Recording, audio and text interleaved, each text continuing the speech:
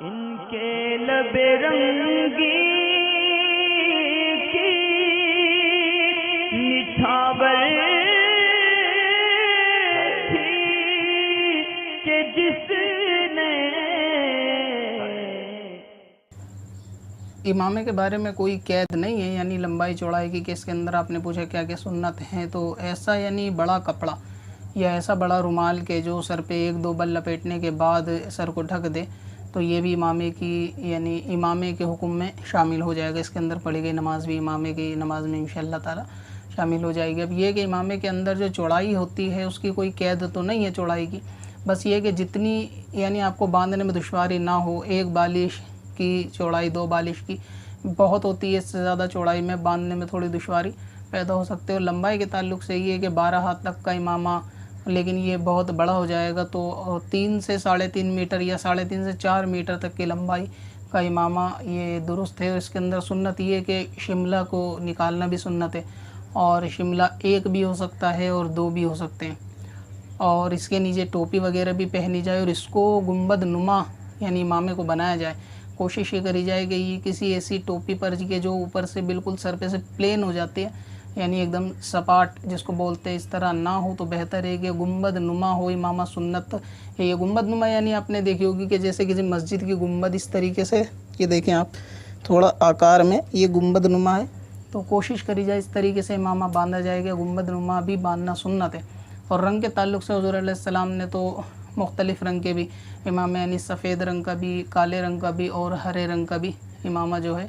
اپنے سر مبارک کے اوپر پہنا ہے، تو یہ رنگ بھی جو ہیں وہ پہنے جا سکتے ہیں، اس کے اندر بھی کوئی غرض نہیں۔ باقی کے جو رنگ مرد پہ جائز ہے تو اس کا امامہ بھی جائز ہے۔ مرد پہ جو رنگ پہننا یعنی اس کو منع نہیں ہے، تو اس کے اندر اگر امامہ اس رنگ کا بھی باندھے گا تو اس کے اندر کوئی حرج نہیں ہے۔ اور بہتر یہی ہے کہ امامے کے اندر شملہ وغیرہ بھی نکالا جائے، کہ شملے کا نہ نکالنا یہ کفار سے مشابہت ہے۔ لیکن بالفرض یہ سمجھ لے گا اگر کوئی کسی نے شملہ نہ نکالا یا امامے میں ٹوپی اگر نہیں پہنی، اسی صورت میں نماز پڑھ لی تو اس میں نماز پہ کوئی حرج نہیں آئے گا، اس کی نماز جو درست ہو جائے گی۔ ایک اعلیٰ حضرت کے شعر کے تعلق سے کہ اعلیٰ حضرت کا ادائے کہ بخشش شریف کے اندر ایک شعر ہے کہ اس کا مطلب خلاصہ کیا ہے۔ دیکھیں اول تو یہ سوال جو ہے نا ضرورت کے تعلق سے نہیں ہے، لیکن کیونکہ ادائے کہ بخشش کے جو شعر ہوتے ہیں اکثر وہ قرآن اور حدیث اور عقائد کے اوپر ہی مشتمل ہیں،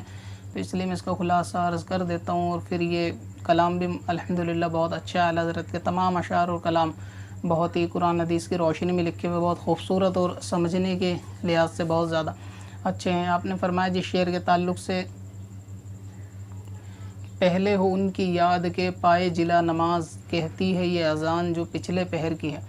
تو اس کا مطلب یہ ہے، میں آپ کو ایک آسان مثال کے ساتھ عرض کرتا ہوں کہ جیسے بعض لوگوں کو آپ نے دیکھا ہوگا، یعنی بد مذہبوں کو، وہابی وغیرہ کو، کہ وہ اکثر حضور علیہ السلام کے ذکر سے یعنی تھوڑا بیر رکھتے ہیں، تو ان کا مطلب یہ ہوتا ہے کہ اکثر بس وہ نماز ہی کے بارے میں ذکر کرتے ہیں، یعنی کہ اللہ کا ذکر کرو، صرف نماز پڑھو، صرف نماز پڑھو، اور یہ سب یعنی حضور علیہ السلام کا ذکر کرنا، میلاد کرنا، ان کا نام لینا، یہ سب چیزوں کو وہ زیادہ اہمیت نہیں دیتے۔ تو اعلیٰ حضرت نے فرمایا کہ نماز بھی جب نماز ہے کہ اس سے پہلے حضور علیہ السلام کا ذکر کیا جائے گا، اور اس کے بعد نماز کو زندگی بخشی جائے گی، یعنی ضلع بخشنے کا مطلب یہ ہے کہ نماز زندگی بخشی جائے، یا نماز جب نماز ہے اور نہ نماز نہیں، یہ تو ہوئی ایک صورت۔ دوسرا یہ کہ آپ نے یہ بھی سنا ہوگا کہ اذان یعنی فرض نماز سے پہلے اذان ضروری ہے، اس سے پہلے نماز نہیں ہو سکتی، یعنی اذان کہی جائے گی۔ تو اعلیٰ حضرت نے ان باتوں کو جو ہے جوڑ کر اس طرح بیان کیا کہ یہ جو نماز کا تذکرہ کرنے والے ہیں ان کو یہ بات سمجھ لینی چاہیے کہ نماز سے پہلے بھی حضور ہی کا ذکر ہے، اس کے بعد ہی نماز قائم کی جائے گی۔ یعنی اگر آپ نماز پڑھنے جاتے ہیں تو پہلے نبی کا ذکر کرنا پڑے گا، اور نبی کا ذکر کس طرح کرنا پڑے گا کہ یہ اذان کے اندر نبی کا ذکر ہے، تو اذان کے اندر ذکر ہے تو پہلے اذان نماز سے پہلے ضروری ہے۔ جب اذان دی جائے گی تو ظاہر سی بات ہے ان کا نام مبارک، ان کا تذکرہ بھی اذان کے اندر موجود ہے تو کیا جائے گا۔ تو اعلیٰ حضرت فرماتے ہیں کہ نماز سے پہلے یہ اذان آپ سے کہہ رہی ہے کہ آپ نماز سے پہلے یعنی حضور کا ذکر کریں۔ اس شعر کا اس طرح سے خلاصہ ہے، یعنی جو میری ناقص عقل میں آیا وہ آپ کو میں نے بیان کر دیا کہ پہلے ہو ان کی یاد کے پائے جلا نماز، یعنی نماز کی قبولیت سے پہلے ان کی یاد کر لی جائے، کہتی ہے یہ اذان جو پچھلے پہر کی ہے، یعنی یہ جو پچھلے پہر اذان گزری ہے، اذان ہی آپ کو بتا رہی ہے کہ پہلے نبی کا ذکر کرنا ہے اذان کے ذریعے، اس کے بعد نماز پڑھنی ہے، یعنی نبی کے ذکر کے بغیر نماز بھی نہیں ہے۔ یعنی یہ سمجھانے کا تذکرہ ہے کہ خالی نماز اور ذکر مصطفیٰ کے بغیر یا ذکر محبت مصطفیٰ کے بغیر یہ نماز قابل قبول نماز نہیں ہے، کہ پہلے ان کا بھی ذکر ہونا چاہیے، اس کے بعد ہی نماز ہوگی، یعنی اذان کے بعد ہی نماز ہوگی۔ پتھر میں حسن لالے پرن